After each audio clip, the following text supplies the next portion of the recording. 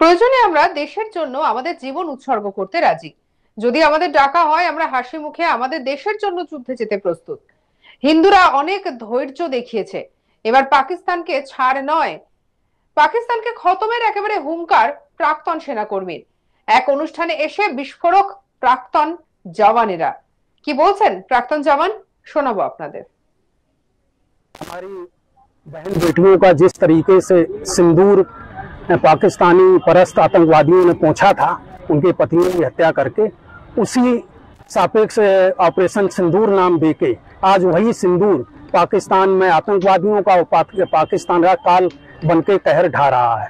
और निश्चित रूप से हम लोग एक मजबूत लाइन छोड़ के आए हैं सीमा पे, और मुझे पूरा विश्वास है कि हमारी सेना सक्षम है। पाकिस्तान ही नहीं, अगर चाइना भी आ जाए साथ में तो दोनों देशों को एक साथ में जवाब देने के लिए सक्षम है।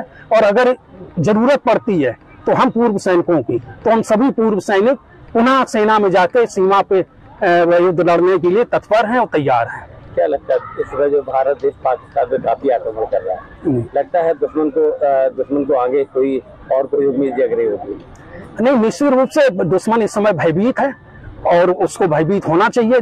जो उसने दुष्कर्म किए हैं उसका फल उसको देना आवश्यक है। और निश्चित रूप से इस बार पूरे पाकिस्तान का सफाया निश्चित है, पाकिस्तान के टुकड़े होंगे, इसमें कोई संदेह नहीं है। निश्चित रूप से বৃহস্পতিবার রাতভর পাকিস্তান ভারতের বেশ কয়েকটি শহরে ক্ষেপণাস্ত্র এবং ড্রোন দিয়ে আক্রমণের চেষ্টা করে, কিন্তু শক্তিশালী S-400 এয়ার ডিফেন্স সিস্টেম সেই হামলা মাঝ আকাশেই আটকে দেয়। পাল্টা জবাবে ভারতীয় সেনা করাচি পোর্ট পর্যন্ত হামলা চালায়। পাকিস্তানের একটি মার্কিন F-16, দুটি চীনা J-17 যুদ্ধ বিমান সহ র্যাডার এবং ডিফেন্স সিস্টেম ধ্বংস করে দিয়েছে ভারত। মানে ভারতের কাছে একেবারে নাস্তানাবুদ পরিস্থিতি। আর এই পরিস্থিতিতে দেশ জুড়ে একেবারে খুশির আমেজ। সম্প্রতি উত্তরপ্রদেশের আউরাইয়ায় প্রাক্তন সেনা জওয়ানদের নিয়ে এক কবিতা আসরের আয়োজন করা হয়, আর সেখানে পাকিস্তানের বিরুদ্ধে গর্জে উঠলেন প্রাক্তন সেনাকর্মীরা। তারা বলছেন মাতৃভূমির বিরুদ্ধে যে কোনো অহংকার ধ্বংস করতে হবে, শত্রুর প্রতিটি মিথ্যা প্রচারণা ধ্বংস করতে হবে, বিশ্বের মানচিত্র থেকে পাকিস্তানের নাম এবং চিহ্ন মুছে ফেলতে হবে, ভারতের দিকে তোলা প্রতিটি হাত ভেঙে ফেলতে হবে। কি বলছেন প্রাক্তন জওয়ান, শুনবো। रूप से हमारी बहन बेटियों का जिस तरीके से सिंदूर पाकिस्तानी परस्त आतंकवादियों ने पहुंचा था उनके पतियों की हत्या करके, उसी सापेक्ष ऑपरेशन सिंदूर नाम देके आज वही सिंदूर पाकिस्तान में आतंकवादियों का पाकिस्तान का काल बनके कहर ढा रहा है। और निश्चित रूप से हम लोग एक मजबूत लाइन छोड़ के आए हैं सीमा पे, और मुझे पूरा विश्वास है कि हमारी सेना सक्षम है। पाकिस्तान ही नहीं, अगर चाइना भी आ जाए साथ में तो दोनों देशों को एक साथ में जवाब देने के लिए सक्षम है। और अगर जरूरत पड़ती है तो हम पूर्व सैनिकों की, तो हम सभी पूर्व सैनिक पुनः सेना में जाकर सीमा पे युद्ध लड़ने के लिए तत्पर हैं और तैयार हैं। क्या लगता है इस समय जो भारत देश पाकिस्तान में काफी आक्रमण कर रहा है, लगता है दुश्मन को आगे कोई उम्मीद जग रही होगी? नहीं, निश्चित रूप से दुश्मन इस समय भयभीत है और उसको भयभीत होना चाहिए। जो उसने दुष्कर्म किए हैं उसका फल उसको देना आवश्यक है। और निश्चित रूप से इस बार पूरे पाकिस्तान का सफाया निश्चित है, पाकिस्तान के टुकड़े होंगे, इसमें कोई संदेह नहीं है। অন্যদিকে একজন উদ্যোক্তা কি বলছেন, শুনবো তার কথাও।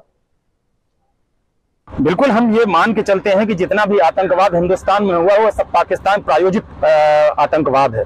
इसको ये नहीं कहा जा सकता कि कोई ऐसी शक्तियां हैं जो बिना किसी सपोर्ट के या बिना किसी पीछे से जो हैंडलिंग होती है उसके बिना काम कर सकती हैं। निश्चित रूप से ये पाकिस्तान प्रायोजित आतंकवाद है। हमने बहुत झेला है, हमने ताज का हमला झेला है, हमने कारगिल झेला है, हमने देश के कोने कोने में शहर शहर में होते हुए विस्फोट देखे हैं, लेकिन वसुधैव कुटुंबकम और इंसानियत की मांग को मानते हुए हर बार हमने क्षमा किया है, हर बार हमने हिंदुत्व का, हर बार हमने सनातन का परिचय दिया है। लेकिन इस बार हमारा धर्म पूछ करके हमें गोलियां मारी गई हैं, हमारी बहनों के सामने उनके सुहाग उजाड़े गए हैं।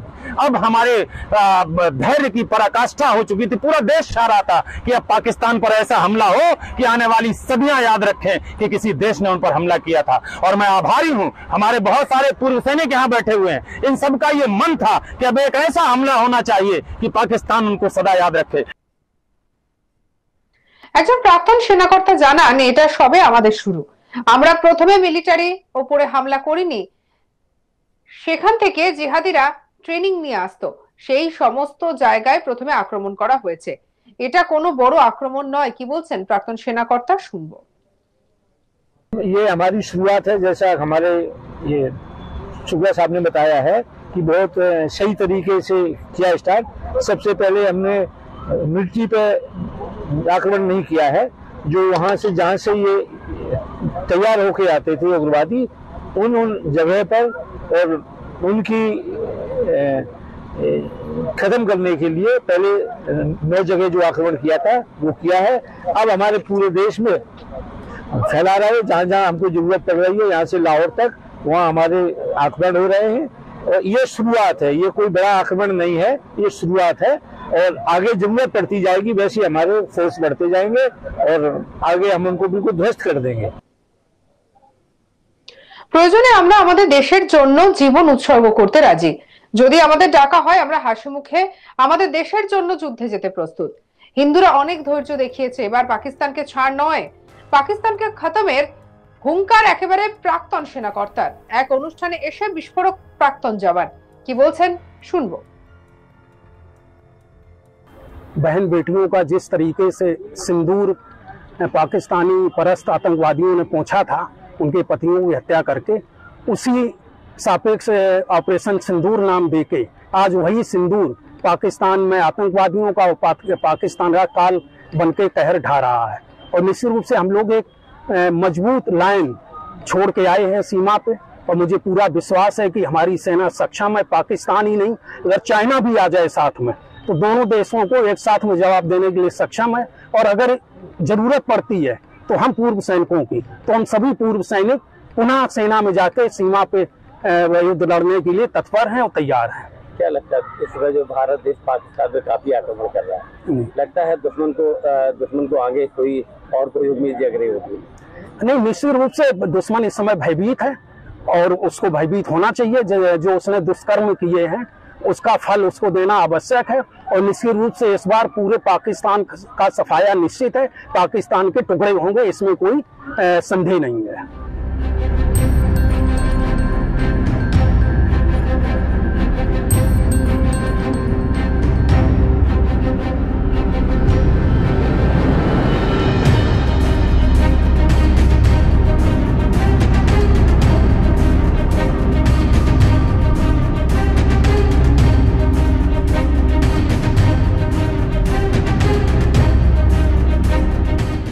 সঙ্গে রাখুন আজ তাক বাংলার ইউটিউব চ্যানেলকে। অন্যান্য খবরের জন্য লাইক, কমেন্ট, শেয়ার, সাবস্ক্রাইব করতে ভুলবেন না।